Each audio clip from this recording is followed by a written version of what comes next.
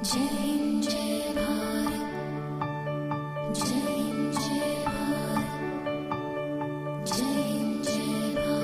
नवाज शरीफ की medical report देख के जहां हुकूमत बगलें बजा रही है, वहीं मियां नवाज शरीफ की मुल्क वापसी की उम्मीदें लगाने वाले अपना दिल थाम कर बैठ गए।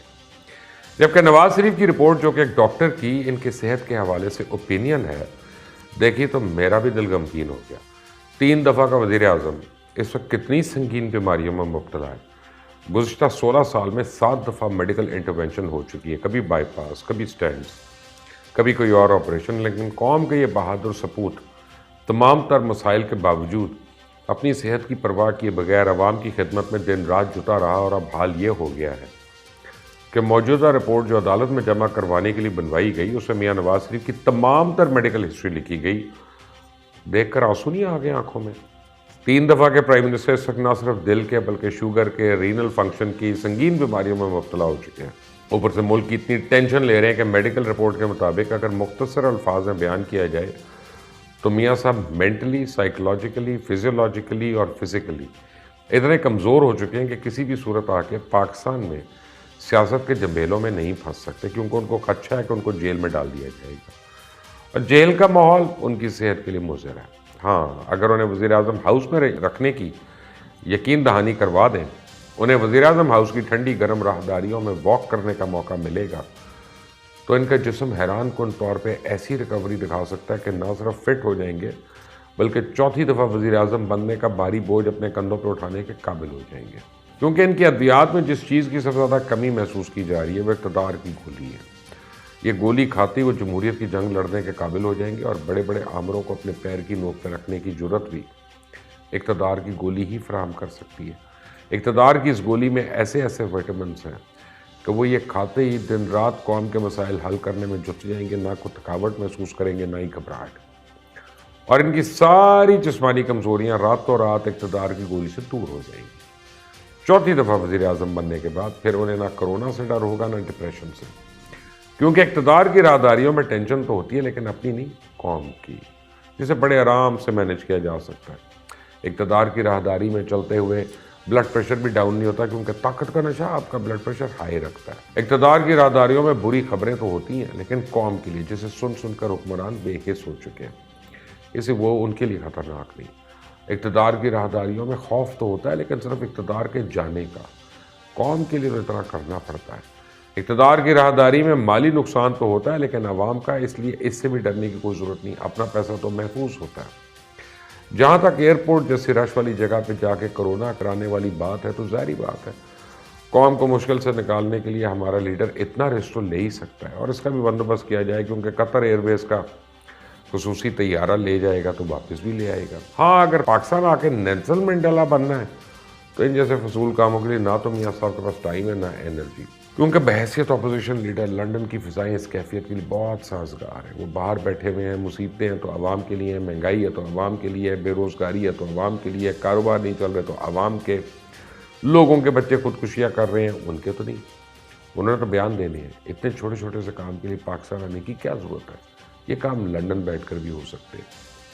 अवाम की दिलजोई करने के लिए पाकिस्तान आने की क्या ज़रूरत है? हाँ, अगर पाकिस्तान से डील और नाअहली ख़त्म होने का नुस्खा मिल जाए तो फिर इस बारे में सोचा जा सकता है। सियाने कहते हैं जो काम सीधी उंगली से हो जाए उसके लिए टेढ़ी उंगली करने की क्या ज़रूरत है? अब क्या दकियानूसी बातें अब माजी का हिस्सा बन गई कि मुश्किल वक्त में कौम के साथ रहना चाहिए। मियाँ साहब हर वक्त कौम के साथ ही है।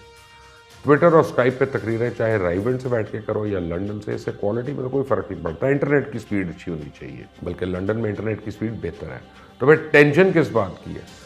जहाँ तक पाकिस्तान आने की बात है, ना हम पहले मुश्किल वक्त में पाकिस्तान रहे और ना ही हम जब तो वज़ीर आज़म थे उस वक्त हमने तमाम ईदें त्यौहार बार बनाए। तो फिर ये कैसा वक्त मुश्किल चल रहा है? मियाँ साहब बहुत ज़ीरो को ज़हीन सियासतदान है। वो इस तरह की अवामी जद्दोजहद के फजूल नारों पर यकीन नहीं रखते। जब एक भाई और सैकड़ों पार्टी वर्कर्स मुश्किल उठाने के लिए पाकिस्तान में मौजूद हो तो लीडर को क्या ज़रूरत है इस झंझट में फंसे? वैसे भी एक काम के लिए डबल रिसोर्सेज लगाना तो बेवकूफ़ी है। हाँ, इस वक्त मियाँ साहब ना मेंटली फिट है, ना नफसियाती तौर पे, ना जिस्मानी तौर पे, लेकिन चौथी दफ़ा वज़ीर आज़म बनने के लिए फिट है, हिम्मत भी कर सकते हैं। कंधों पे भारी जिम्मेदारी है, कौम के लिए तो कुछ भी किया जा सकता है। इनके दुख दर्द का साथी बनने के लिए, इन्हें मुश्किलात से निकालने के लिए कौम पर एहसान कर सकते हैं। चौथी दफ़ा वज़ीर आज़म बनने का बोझ अपने कंधों पे उठा सकते हैं, वरना इसके अलावा 3 वक्त के वज़ीर आज़म से कोई और उम्मीद ना रखें कि वो फालतू चीज़ों में अपना और कौम का वक्त ज़ाया करेंगे।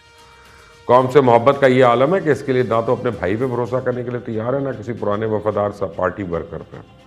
क्योंकि अगर इस कौम को मुश्किल से कोई निकाल सकता है तो सिर्फ मियाँ साहब ही हैं, क्योंकि उन्हें ही इस मुल्क की आवाम की असल मसाइल का अंदाज़ा है। उन्हीं की आंखों के सामने आधे ज़्यादा मसाइल ने परवरिश पाई है और उनके अलावा किसी में ये अहलियत ही नहीं है, ना काबिलियत। यही वजह है, जिस्म का कोई पार्ट सही काम कर रहा हो ना कर रहा हो, दिमाग डिस्टर्ब हो, जज्बाती तौर पर बिखरे हुए हो, कौम के लिए कर लेंगे। सोचने की बात है, हर एक के रिटायर होने का वक्त है, चाहे सरकारी अफसर हो या जनरल हो या किसी शोबे से ताल्लुक़ रखने वाला, चाहे वो जज हो। लेकिन सियासत और कौम का लीडर, इसके रिटायर होने का कोई वक्त नहीं, क्योंकि सियासत में कौन सा को काम करना होता है। अवाम का रोना रोएं, मुल्की हालात पे आंसू बहाएं, अपनी कारकर्दगी और नाकामी सब का हुक्मरानों पर डालते रहें और चलते बने। और अब तो वैसे भी अगले 5 साल हम ये सुनने वाले हैं कि इमरान खान ने मुल्क को 50 साल पीछे धकेल दिया, मुल्क का बेड़ा गर्क कर दिया। बड़ी मुश्किल से इन्हीं हालात को मेंटेन कर लें तो कौम पे आसान होगा। अगर हमें ना निकाला जाता तो मुल्क में दूध और शहद की नहरें होती, नौकरियों की रेल पेल होती, गैर मुल्की ज़राए मुबादला संभालने के लिए स्टेट बैंक के गोदाम छोटे पड़ चुके होते, बाहर से काबिल पाकिस्तानी नौकरियां छोड़कर पाकिस्तान आने के लिए बेताब होते, कौन सी ऐसी नेमत जो ना होती। लेकिन असल बात यह है, मुझे क्यों निकाला, और मुझे निकालने की वजह से इस मुल्क की किस्मत फूट गई। अब हालात संभालने में वक्त तो लगेगा, क्योंकि उनके पास कौन सा कोई अलादीन का चिराग है जो रगड़ेंगे और कौम को एक दिन में मुश्किल से निकाल देंगे। कौम के नसीब दहाइयों में बदलते हैं, महीनों और दिनों में नहीं। बहरहाल ये तो हुक्मरान तबके के मसाइल हैं जो शायद कभी ख़त्म ना हो। जब तक इनके सियासी ड्रामों के लिए अवामी जत्थे मौजूद हैं, ये ड्रामे चलते रहेंगे। लेकिन इस वक्त पाकिस्तान के लिए एक संगीन मसला सर उठा रहा है। यूक्रेन और रूस का तनाज़ा न सिर्फ आलमी तवज्जो का मरकज़ बना है, बल्कि एक आलमी बहरान को भी दावत दे रहा है। एक तरफ नेटो अपनी फ़ौजें रशिया के हमसाये ममालिक में इकट्ठी कर रही है, दूसरी तरफ 1 लाख रशियन फ़ौजी भी सरहद पर पहुँच चुके हैं। बाइडन के मुताबिक फरवरी के आखिर में हमला होगा।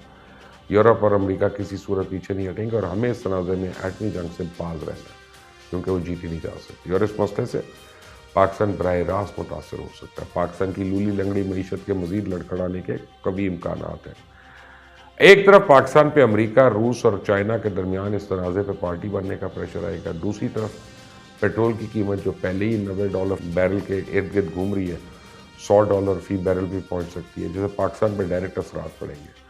और पहले से वेंटिलेटर पर मौजूद मईशत को $2 बिलियन का टीका लग सकता है। डॉलर पर प्रेशर की सूरत में ये 200 रुपये तक भी जा सकता है। पाकिस्तान पहले ही IMF को बिजली पेट्रोल की कीमतें अगले कई महीने बढ़ाने की यकीन दहानी करा चुका है। उसके नतीजे में महंगाई का एक और तूफान